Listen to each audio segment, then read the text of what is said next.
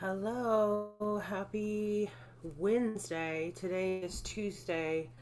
But when you see this, I will be coming back to school on Thursday. So this is the last video that I will make for you this week, hopefully. And I'm not going to waste any more time. Let's get right into it. One of the techniques to solving quadratics is called completing the square, and I breezed over it before. I said you didn't have to do it, but it is helpful in some of the graphs that we're going to be looking at in the next section. So I wanted to go through it, and here we go. So completing the square is a technique. It can help you solve equations, but it can also help you with graphing quadratic equations. And the first phase of completing the square is figuring out this, I call the special C, the magic C, and it's the letter C when you look at the standard form of a quadratic. Quadratic equation has x raised to the second power. Commonly, you also have a term that's just x, and then you have the constant. Now, sometimes you don't have this term, and it becomes very easy to solve the equation. But if that is there, then we refer to that as the bx term, and you can use a, b, and c to help you solve in the quadratic formula. But for today, we're going to practice completing the square. And in order to have a perfect square, you need to have this special c. So to understand the process behind finding the C, I like to use tiles, and you're going to watch me use them. And this is supposed to be a review, so I'm going to try to make it like condensed. So the area model we saw when we did factoring, some of you guys use it when you multiply. And basically that blue square here, x times x is x squared, x times 4 is 4x, and then 4 times 2 is the only time you really feel like you're multiplying, right? And 4 times 2 is 8. Now, these are called algebra tiles, and this happens to be the x squared tile. And this is what they refer to as the x tile. And the x tile has an area of x. The x squared tile has an area of x squared because the length of this tile is the same length as that tile on both sides. This is a square, but this is not a square. And that the length of this tile is just 1 on either side. And so this is called the 1 by 1 tile. This is the x by x tile. And then this right here is the x tile. Sorry, I was looking at my printer because I forgot to pick up. So when you look at factoring, sometimes I have people try to make a rectangle, and that's how you know that something can factor. But rectangle is not the same as a square. So again, what this model would look like if I used individual tiles would be 2 x's, and this graphic is so off because that's not a square. So let me model it better. So if I had an x squared and then I had 4 x's like this, there'd be 4 x's, 1, 2, 3, 4, color doesn't matter, shape is all I'm going for here. And then I would have 2 to go along the bottom. And what you would see is a rectangular figure. And I've got x on this side, x on this side. That's 1, 2, 3, 4. So that side's x plus 4. This is x plus 2. And what I would need is all these little ones, exactly 8 little ones to make up the difference. So if I was considering these two examples here, this is one concept of completing the square. It's like it's an actual geometric square. So if I have x squared here, this length is x, and this length is x, and x times x, x squared. This length is 1, 1, 1, 1, so that's a total of 4. This length is 1, 1, 1, 1, so that's a total of 4. And what I would need to fill in this space is 4 by 4, like little grid, right? that these would all be 1 by 1.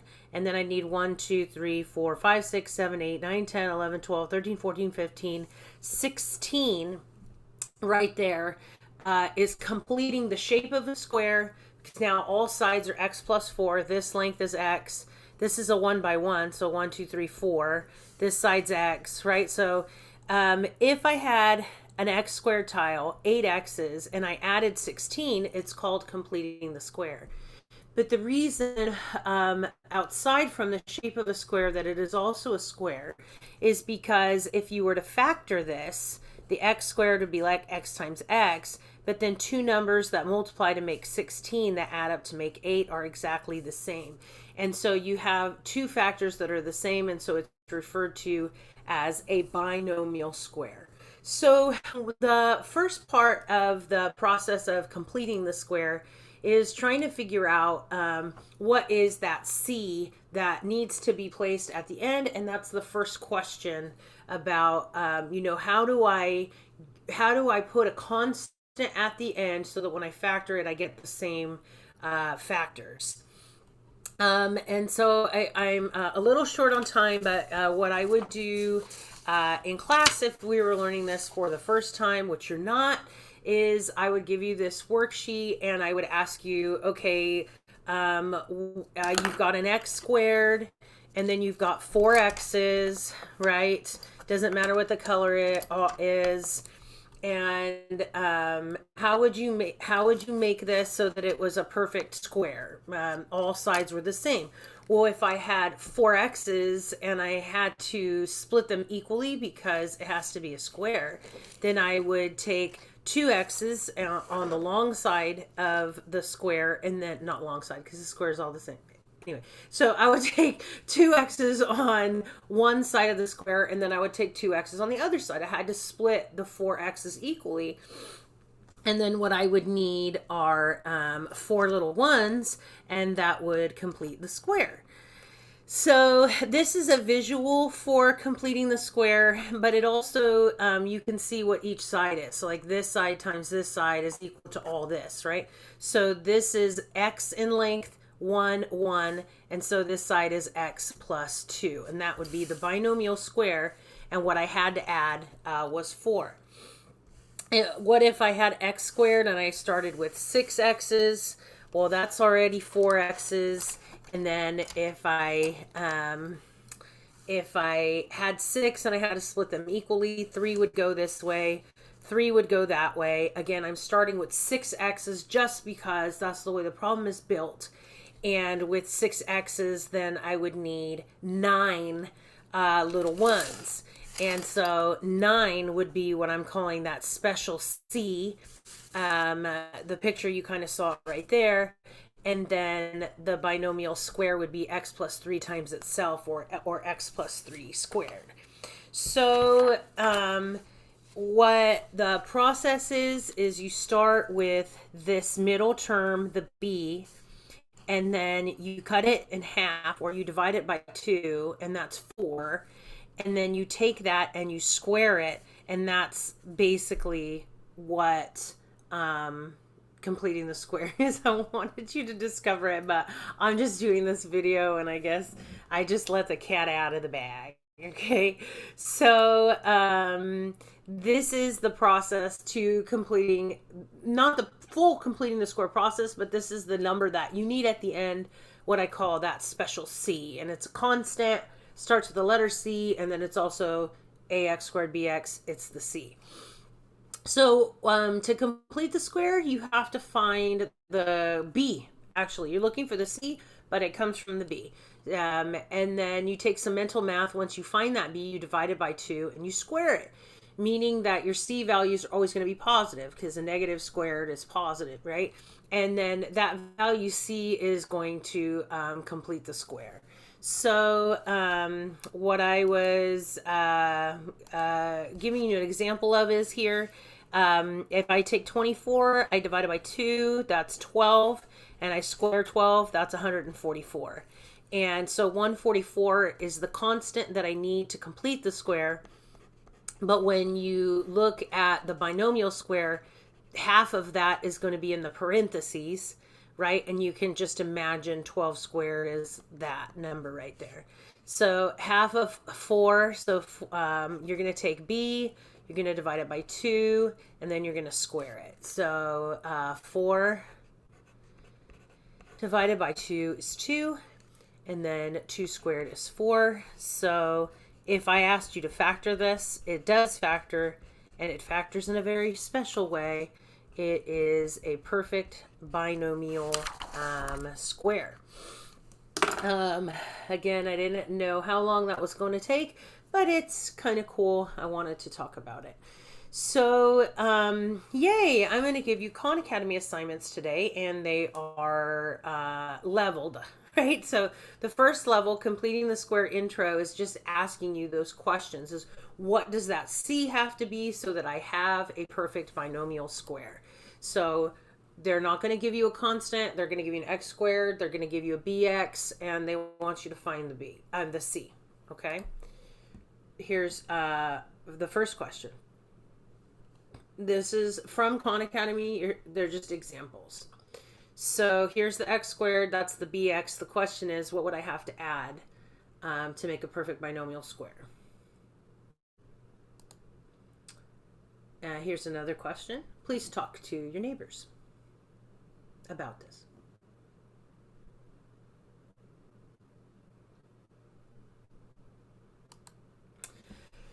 So that's the introduction to completing the square. That's the first thing you have to do, is recognize what number has to be there, what even is a binomial square, but what's the point? What's the use? The use of this is that it helps you solve equations, but also that it helps you graph. We're not going to talk about the graphs. We're just going to be talking about equations. So how do you solve an equation that has a perfect square? You should have been able to solve problems like this at an early stage in your math life. So if I asked x squared is 25 and you understood what that exponent was, a lot of people would say 5. And then as you moved into your studies, somebody would be like, actually, x could be -5, because -5 to the second power also squares out to be positive 25. And you didn't see me use an operation. It was just an argument. Like, what can I place in for the x to make a true statement? But as you began solving questions like this, I could isolate x like I did when someone first taught me how to solve an equation. They told you to do the opposite operation, inverse operation. And when you get to this level right here, you take the square root. When you take the square root, it's always when you have to adjust and say it's either plus or minus when you take the square root of x squared. Now, we studied factoring, so this is also the difference of two squares. I could have done it that way as well, but typically you only factor if you can't take the square root. You factor if there's a bx and you're trying to find some method because you can't isolate. But in problems like this, you can totally isolate. So if I subtract 1 from both sides, x squared is equal to 17. On this last example, when I take the square root of 17, 17 is not a perfect square, and so you leave your answer like this, plus or minus the square root of 17. So whenever I complete the square, it's so that I can make a square just so I can root it. Because if I have x in a little bubble and that's got a little exponent of 2, then I could just take the square root and x will drop out. And it's not x to the second, it's x to the first, and it's the only x in the whole problem. So the point of completing the square is really to root it the second that you have it. And so it's a process, right? And the first part of the process is knowing what I need in place of this trinomial, so that when I factor it, I get the same factor. So I don't have to write two factors. I write one factor, I square it, and then I root it, and it all goes from there. Okay. So I'm going to show you 4 examples. As I work towards the examples, I'm going to ask you to try to give me the next step in the EdPuzzle here. This is the point, this is the process of completing the square to solve an equation. So again, if I were solving this with the method so far, I could subtract the 11 from both sides, and that would make a -7. And I technically think this would factor, but I'm trying to show a different process of completing the square. So there's 3 methods to solving a quadratic equation. This happens to be one of them. So if I was following along today and I listened to my teacher talk about this special C, that this number right here should be a different number if I was trying to complete the square. And so if b is -6 and I'm trying to make b over 2 squared, then that would be -6 divided by 2 squared, and then that would be 9. That would need to be there. So one process you may have learned would be, well, I want a 9 and I have 4, so I'm not going to add 9 to both sides. I'm just going to add 5 to both sides because 4 plus 5 is 9, right? So you kind of work with what's already there. I see that process, and I'll show you both methods. The other method would just be to get this onto the opposite side and then just add 9, and you'll get the same thing. So I'm hoping that you remember this a little bit in your life, and that this isn't brand new in this 20-minute video for you. So I can't just add to one side, so I added 5 to 4 with the goal of getting my special 9, and then I have to add 5 to the 11, and that makes a 16. And so at that point, I kind of ignore the 16 because it's like, ooh, this is what I wanted right here. I wanted 2 numbers that multiply to make 9 and 2 numbers that add up to make -6. I got it by no coincidence. I made it like that on purpose. So this is the method of completing the square, okay? I haven't solved for x, but if I've got the square equal to a constant, this is the part where you would take the square root of both sides, and these two symbols, the root and the square, they fizzle away, and I'm just left with boop, the x minus 3. Now on the opposite side, the square root of 16, you're going to do plus or minus 4 because, again, x minus 3 is in parentheses, and so if I take a negative and I square it, it's going to come out to a 16, just like if I take a positive 4 and I square it. And so I have 2 different answers, and what you're going to see on Khan Academy is they're just going to isolate the x, so they're just going to add 3 to the other side, and then this is going to turn into x equals 3 plus or minus 4. And so 3 plus 4 is 7, and then 3 subtract 4 is -1. Okay, so the method again is you create the square so that you can root it, and you're looking for the number after the single x to be a special number in order to be able to do that. So on this problem, you see that the constant is moved to the other side of the equation. And so when I complete the square, I look for the b. I like to have a little fun, you know, kind of looks like a TV. Now it doesn't. That's a b with 1 wing. And it's because we're going to take half that b and we're going to square it. So I'm going to go -8 divided by 2, and then I'm going to square it. And then in the video, in the slides, I was like, you know, you kind of do mental math on that stuff. So basically, I'm going to need a 16. So I'm going to add 16 to both sides. On the left side, I'm not actually adding the number 16 to another number. I just completed it, so now it's a trinomial. And again, I didn't just pick my favorite number I picked a number that would go along with 8x so that these two would multiply to make 16 and add to make a negative 8. These two add together willy-nilly, whatevs. Doesn't matter what happens on the other side. Your goal was to try to make this square so that you can unsquare it the second you have it. And so you root it, x minus 4 equals, please don't forget that plus or minus the square root of 29. And then you would solve for x. Now you want to isolate the x. And so I would be adding 4 to both sides. And what you'll see commonly written as the answer is this right here. A whole number plus or minus the root. Okay. I'm going to do one more to show you the process. Like I said, in your mind, you want to know what this C is going to be. And with an 8, you want a 16. But instead of me trying to figure out, well, I already have a 9 and I want a 16, so how much do I have left? I mean, you can do that. If you want to do that, you can do that. But the other method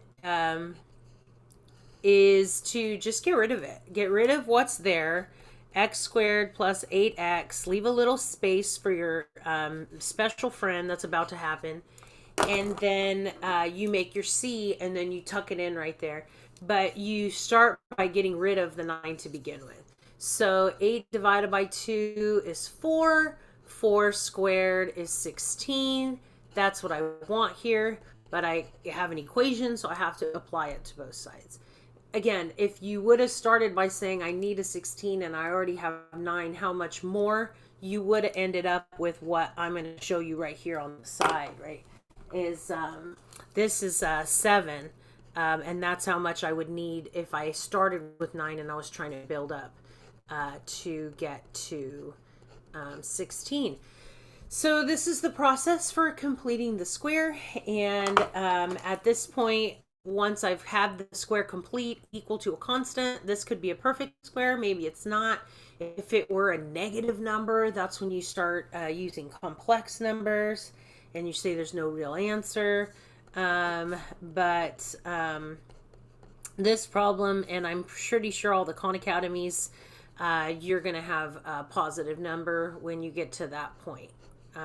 All right, so I'm just going to isolate the x, and this is what I'll report as my final answer. So I told you that the Khan Academy has different tiers to the level of questioning. And this is the next question, is intermediate. Rewrite the function by completing the square. So they don't actually want you to solve it, but they just want you to rewrite it from one form into the other. So that's what I'd like to show you some examples of right now.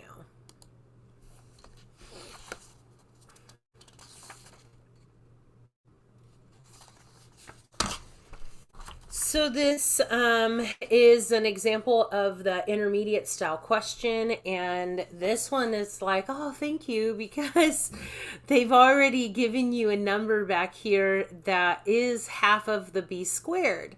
So I don't need to add anything to both sides.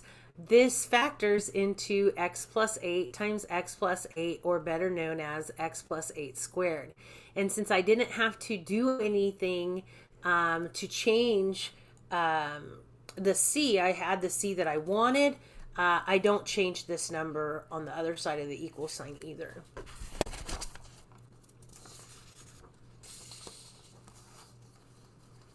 All right. Now this example, again, what they want are 2 blanks to be filled. What's going to go in here is going to be half of the b value. So they'll always give you a plus, and you just put like a negative in front. So if the b is negative, you're going to see a negative inside the parentheses. Now, when I find that special c, I take the b, I divide it by 2, and then I square it. So the c is always going to be positive. And again, you've got a couple of methods here. Like, I could see that I want a 4 and I have a 3, so I'm going to add 1 to both sides. Or I can subtract the 3 from both sides, leaving me with like a blank there. And then I'll add 1, 4, because that's what I want. And sorry, I giggled a little bit there. And so what you're going to get over here is that constant of a 1. You know, if you would have seen that I was going to add 1 to both sides, you would have gotten that constant right away. But if I subtract 3 and add 4, you still get that constant of 1.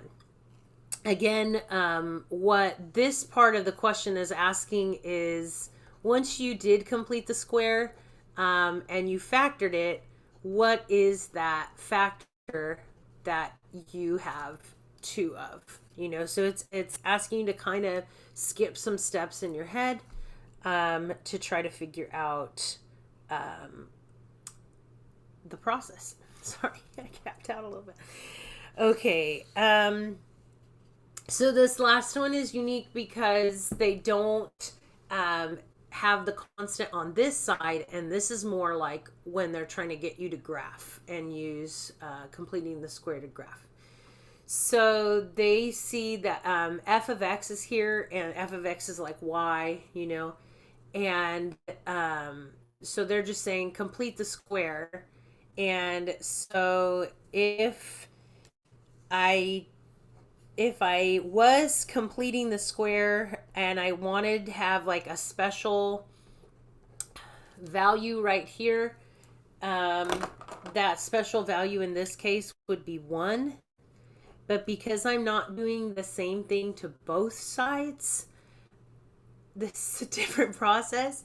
I'm going to put a +1 here, but I'm also going to put a -1 because I'm on the same side. So I'm not adding the same thing to both sides. I'm adding opposites so that it feels like I'm adding nothing. So it's like I'm adding 1 and taking away 1. And so it feels like I'm not really changing the value.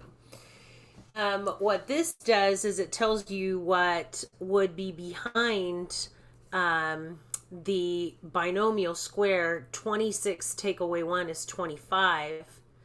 And then you can see this part. Sorry. You can see this part right here is the binomial square. So instead of having like the binomial square equal to a constant, they have the binomial square plus the constant. And that's what's called vertex form, which is in the next chapter. So this part right here, I added 1 to complete the square. So this is x plus 1 squared. Again, what you see in the parentheses is half of this. Half of that's in the parentheses, half of that squared goes right there. And then this 25 is basically what we did is we took that 26 and we used 1 of the 26 for the square, and then that left 25 outside of the square. As I say it, it sounds complicated. So please, please, I wish that you would work with a partner when you do this next question.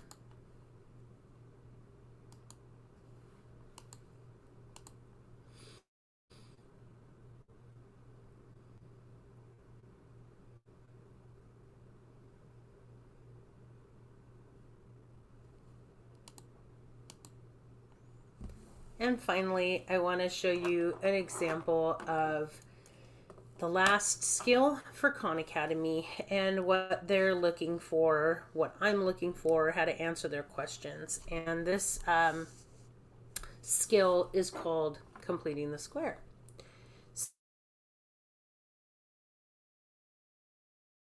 Three skills that I want you to do. This today is Tuesday, so this is why it's showing on Wednesday. It's going to post due by Friday night. So on Thursday, when I finally come back, it's going to be a work day. You know, bring any questions that you have. I will give you time to work in class. It is a minimum day.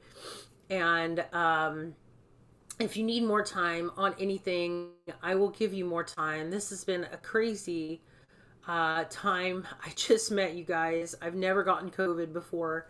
And so it was, anyway, I'm glad it's over. And on Thursday, I'm not going to pile on new material. It'll be a day for us to just kind of talk to each other, and you need to tell me, uh, where you're at and whether or not you were able to learn anything while I was gone. I hope so. Anyway, so these are the 3 assignments that I want you to try to do after this video. If you're trying to stay caught up, do them at home, but I will give you time to do them in class. And away we go. So I'm going to do, just for time's sake, one example of this style of question. They're asking you to solve by completing the square. And the first question is the complete the square process. And this is when they want you to have a binomial square equal to a constant. And that's what they want you to type the equation right here in this box. So if I was, when I was taught how to complete the square, they just told me get rid of whatever's there. If it's a +1, subtract 1 on both sides. -1 is equal to x squared plus 4x plus whatever you want right there. And then in your head, you're like, well, what do I need? We've seen that 4 a lot in this video. So half of 4 is 2, 2 squared is 4, but you can't just add it to one side. You have to add it to both, okay? At this point, I know the constant on the other side is going to be 3. And then this right here is my binomial square. It's a plus sign. So that's what they're saying, you'll use a minus sign if the b is negative, but you'll use a plus sign if the b is positive. And so here I would put x plus 2 squared equal to 3. And that's what they're looking for in the first blank. And then if you hit enter, it's going to say like, oh, you're not done. There's 2 parts. The next part is asking you what's going to be the solution to the equation. So once you get it here, what you would do to solve the equation is you would take the square root of both sides. That would drop the square on the binomial, but it would create a radical on the 3. And then the last move is to isolate. And so in your final answer, you end up seeing the opposite of the b, half the b here, and then plus or minus the root of the constant. So -2 plus or minus 3 root 3 is the answer. Heck, I'm going to do just one more. I know you can't fast forward me, so I didn't want to allow it. Here's just one more. So this one's slightly trickier because they put the bx right here. And so I'm going to rearrange this. I'm going to subtract 14x from both sides. And at the same time, I'm going to add the 51. They're messing with you. Okay, so then these are gone.